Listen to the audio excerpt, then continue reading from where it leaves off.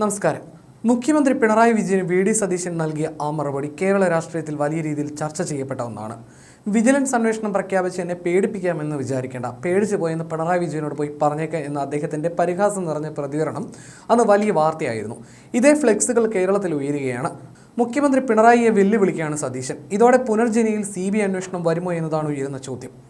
തനിക്കെതിരെയുള്ള vigilance അന്വേഷണം രാഷ്ട്രീയ പ്രേരിതമാണെന്നും സർക്കാരിൻ്റെ അഴിമതികൾക്കെതിരെ സംസാരിക്കുന്നത് നിശബ്ദമാക്കാനാണ് ഇത്തരം നീക്കങ്ങളെന്നും അദ്ദേഹം വാദിക്കുന്നു. സർക്കാരിനെതിരെ താൻ നടത്തുന്ന പോരാട്ടങ്ങളിൽ നിന്ന് ഒരടി പിന്നോട്ടില്ലെന്ന ശക്തമായ മുന്നറിയിപ്പായിരുന്നു ആ വാക്കുകൾ. അതുതന്നെയാണ് ഫ്ലെക്സിൽ നിറയുന്നത്. പുനർജനി പദ്ധതിയുമായി ബന്ധപ്പെട്ട് പ്രതിപക്ഷ നേതാവ് വി.ഡി. സതീശനെതിരെ ഉയർന്നിട്ടുള്ള വിവാദം കേരള രാഷ്ട്രീയത്തിൽ വലിയ തർക്കങ്ങൾക്ക് വഴിവെച്ചിട്ടുണ്ട്. 2018 പ്രളയത്തിന് ശേഷം പറവൂർ മണ്ഡലത്തിൽ നടപ്പിലാക്കിയ പുനർജനി പദ്ധതിക്കായി വിദേശത്ത് നിന്ന് പണം സ്വീകരിച്ചതിൽ FCRA നിയമങ്ങൾ ലംഘിക്കപ്പെട്ടു എന്നതാണ് പ്രധാന ആരോപണം. ചാലക്കുടി സ്വദേശിയുടെ പരാതിയെ തുടർന്ന് വി.ഡി. സതീശനെതിരെ വിജിലൻസ് അന്വേഷണത്തിന് മുഖ്യമന്ത്രി പിണറായി വിജയൻ അനുമതി നൽകിയതോടെയാണ് ഈ വിഷയം സജീവമായത്. സർക്കാരിന്റെ അനുമതിയില്ലാതെ വിദേശത്ത് നിന്ന് ഫണ്ട് ശേഖരിച്ചുവെന്ന ഭരണപക്ഷത്തിന്റെ ആരോപണത്തെ രാഷ്ട്രീയ വേട്ടയാടലെന്നാണ് വി.ഡി. സതീശൻ വിശേഷിപ്പിക്കുന്നത്.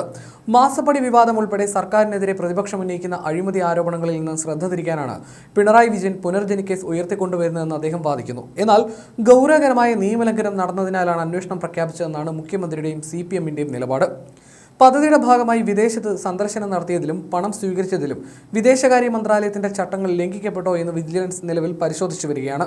പണം നേരിട്ട് കൈപ്പറ്റിയിട്ടില്ലെന്നും സ്പോൺസർമാർ വഴി നേരിട്ടാണ് വീടുകൾ നിർമ്മിച്ചു നൽകിയതെന്നും പറഞ്ഞ സതീശൻ ഇതിനെ പ്രതിരോധിക്കുന്നു. പുനർജനി വിവാദത്തിൽ മണപ്പാട്ട് ഫൗണ്ടേഷനെതിരെയും CBI അന്വേഷണത്തിന് വിജിലൻസ് ശുപാർശ ചെയ്തിട്ടുണ്ട്. വിജിലൻസ് റിപ്പോർട്ടിന്റെ പകർപ്പ് പുറത്തു വന്നിരുന്നു. മണപ്പാട് CEO അമീർ അഹമ്മദിനെതിരെ CBI അന്വേഷണം വേണം. സംശയാസ്പദമായ ഇടപാടുകൾ NGOയുടെ അക്കൗണ്ടിൽ നടന്നുവെന്ന് വിജിലൻസ് പറയുന്നു.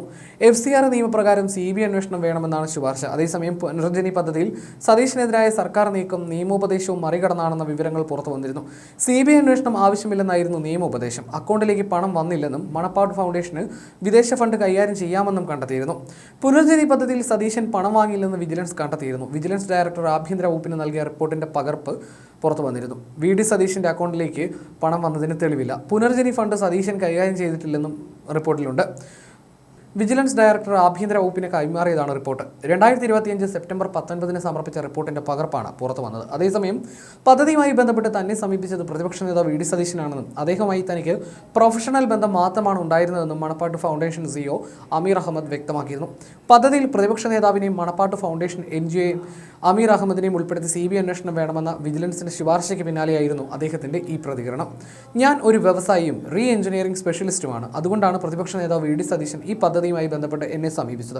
ഒരു രാഷ്ട്രീയ പാർട്ടിയുമായും അതിലെ ഒരു നേതാവുമായും ബന്ധപ്പെട്ട് പ്രവർത്തിക്കുമ്പോൾ ഭാവിയിൽ എന്തെങ്കിലും പ്രശ്നം ഉണ്ടാകുമോ എന്ന് തോന്നിയിരുന്നു. അതുകൊണ്ട് തന്നെ ആദ്യം പറ്റില്ലെന്നാണ് പറഞ്ഞതെന്നും അദ്ദേഹം പറഞ്ഞു. ഇക്കാര്യത്തെ പ്രൊഫഷണലായി കണ്ടാൽ മതിയെന്നും അത്തരത്തിൽ മാത്രം ഇടപെട്ടാൽ മതിയെന്നും പറഞ്ഞതിനാലാണ് പദ്ധതിയുടെ ഭാഗമായത്. ഇതൊരു മോഡൽ പ്രൊജക്റ്റായി എടുക്കാനാണ് എന്നോട് പറഞ്ഞത്. എന്നെ നേരത്തെ കണ്ടിട്ടുണ്ടെന്നും അറിയാമെന്നും അതുകൊണ്ടാണ് ബന്ധപ്പെട്ടതെന്നുമായിരുന്നു പ്രതിപക്ഷ നേതാവ് പറഞ്ഞത്. എനിക്ക് അദ്ദേഹത്തെ നേരത്തെ പരിചയമില്ല എന്നും അദ്ദേഹം വ്യക്തമാക്കിയിരുന്നു.